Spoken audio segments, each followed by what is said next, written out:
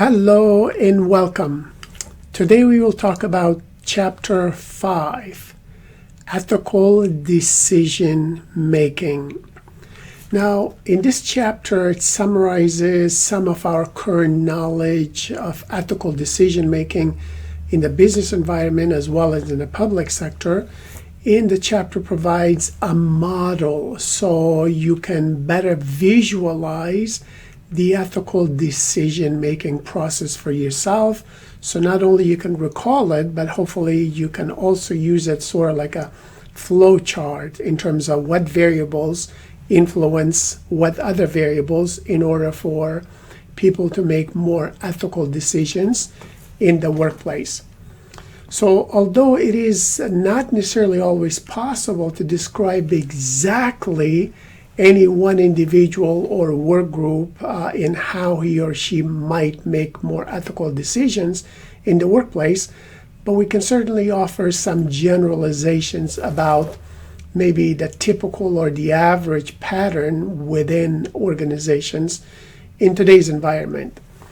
So these generalizations are usually based on many studies, and at least in this chapter we will talk about 6 different ethical decision models that have been widely accepted by academics and practitioners. Based on research, we know that we can present a model for understanding ethical decision making in the context of modern business organizations. The model integrates concepts from philosophy, from psychology, from sociology, as well as from organizational and behavior literature. Many of you have taken these courses in the first 2 years of usually your general education classes. And those of you who are studying business, you definitely take organizational behavior as one of the core courses because it is very important to understand how individuals, how teams, and how organizational structures actually influence behavior in the workplace. So those are the 3 elements of organizational behavior that we at least talk about in the business sector. This framework should be helpful in understanding organizational ethics and developing ethical programs. Also, the chapter describes some normative considerations that prescribe how organizational decision-making should approach ethical issues. The principles and the values are used by organizations as a foundation for establishing some of the core values to provide enduring beliefs about appropriate conduct in any specific department or organizational culture. So the chapter overall provides both a descriptive understanding of how ethical decisions are made as well as a normative framework to determine how decisions ought to be made at any given time. In terms of dilemmas, this chapter starts by talking about, again, normal issues that you and I might face in any workplace. The ethical issues in this chapter has to do with Stephen, who confronts the unethical behavior occurring within a restaurant. At first, some of the staff members just sort of goofed off instead of truly cleaning up their work areas like they were supposed to do. Think about how important that is, especially when we're dealing with COVID-19 and coronavirus fears all over the world in the last 2-3 months to obviously the coming year or so. However, this type of behavior in a restaurant where Stephen was working continued to progress until staff were ignoring some of the proper sanitation, like serving food that had landed on the floor, not washing their hands between handling meat and vegetables, and even not washing utensils between uses. So these are clearly illegal violations of any code of conduct in any restaurant. This type of behavior eventually escalates to a point where someone was leaving the walk-in freezer open and allowing meat to go bad. There are ethical policies which instruct employees to properly behave in the workplace. But the policies are not necessarily enforced in this case of a restaurant where Stephen is working, and the shift supervisor also engaged in some of these unethical, illegal, and obviously inappropriate behaviors, which jeopardizes the health and safety of not just the workers, but also the customers who are coming in. When Stephen asks a staff member why these behaviors and these activities occur, she tells him that the restaurant with the fastest service tends to get a bonus from corporate headquarters, and the supervisors reward staff with extra money for doing their jobs quickly. In other words, they're rewarded sometimes for ignoring some of the safety policies just to get the work done quickly so they can get rewarded with extra bonuses and money. The dilemma in this case is, what should Stephen do? The shift supervisor is not enforcing the ethical policies, and the staff is rewarded for quick service at the cost of proper sanitation. So the lack of respect for the company or its management by the shift supervisor and staff seems to be creating an organizational culture where there's increased opportunity for unethical behavior to occur every single day. The question is, should Stephen just ignore these problems and rationalize that it is the company's responsibility to hire good people? Or should Stephen discuss what he has observed with the restaurant manager before someone gets really sick or hundreds of customers get sick? So how do you feel about this issue? And what would you do if you were in Stephen's position at a given restaurant similar to this case? Let's look at this case a little bit more in detail, just in case you don't have your textbook with you, so you can reflect on those answers. For the ethical dilemma in this case, you have a challenge to resolve, and this is within the context of a restaurant, which we're all familiar with. So let us look at this case or dilemma in more detail and reflect on what you would do if you were in this position. Stephen, a junior at the Northeast State, just started working part-time at a local fast food restaurant chain. Although not his dream job, it paid for tuition and books, and the restaurant gave him the flexible schedule he needed for school. After a few months, Stephen found that he got along well with all of his coworkers, but it was apparent that they did not respect the company or the management. The employees made fun of their bosses and treated the work area like a playground.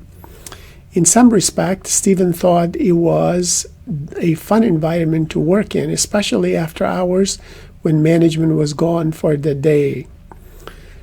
They played their music loudly, laughed, and talked with one another during downtimes instead of cleaning up their work areas like they were supposed to.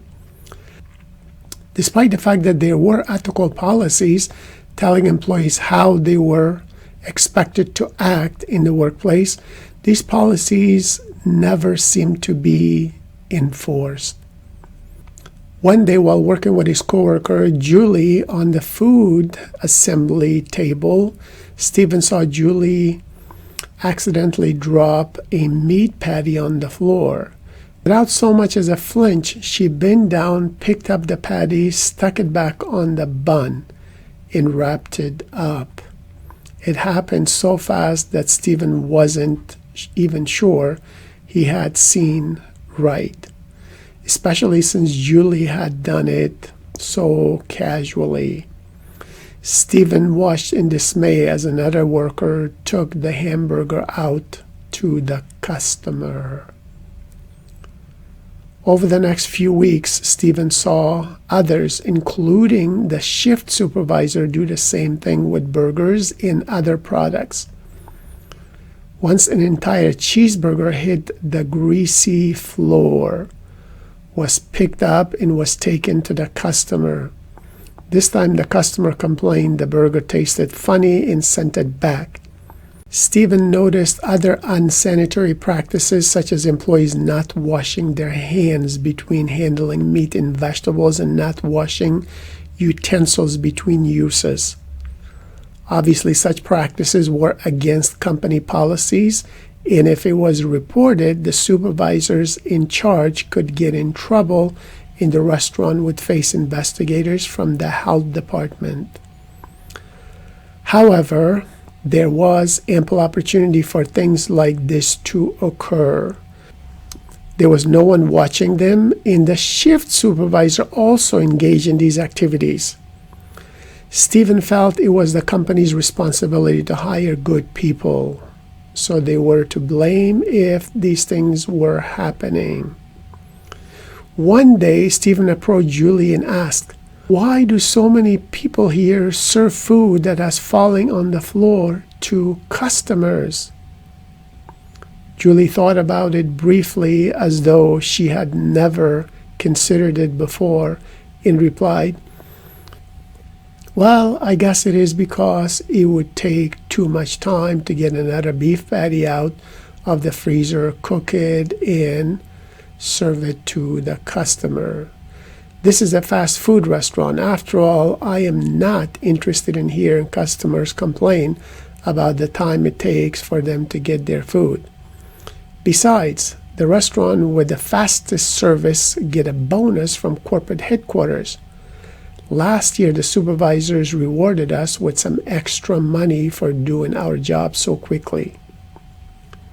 Stephen was somewhat taken aback by the honest reply and asked, "Wouldn't you be disgusted if you were served dirty food at a restaurant?" This time, Julie's response was quick. She said, "What? I don't know. Won't hurt me." She walked off. Several weeks went by and the same practices continued.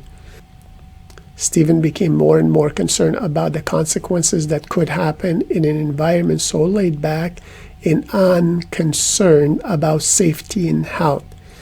It seemed like the more time that passed, the worse everyone's attitude became. One day at the beginning of his shift, Stephen noticed the walk-in freezer had been left open. As he went to shut the door, he discovered a smell of rotten meat. It almost made him vomit. How could this happen, he wondered. He threw away the rotten meat without asking anyone because he was afraid of what the answer might be. After Stephen threw out the spoiled meat, he began to wonder how the culture of the restaurant get to the point of supporting such practices. He realized that seemingly minor unsanitary practices allowed major issues to arise that could possibly hurt someone. Stephen felt that he should say or do something, but to whom? He sat down and pondered what he should do. Possible questions for your reflection. 1. Describe the nature of the organizational culture in the restaurant. What kind of opportunities are there for unethical behavior to occur? Are there any opportunities for unethical behavior? 2. What are some of the incentives employees might have to engage in this type of behavior? 3. If the organizational culture of the restaurant does not change, what are some likely outcomes and consequences to the employees, to the managers, to the shareholders, and to the customers of this restaurant? What would you do if you were in this position?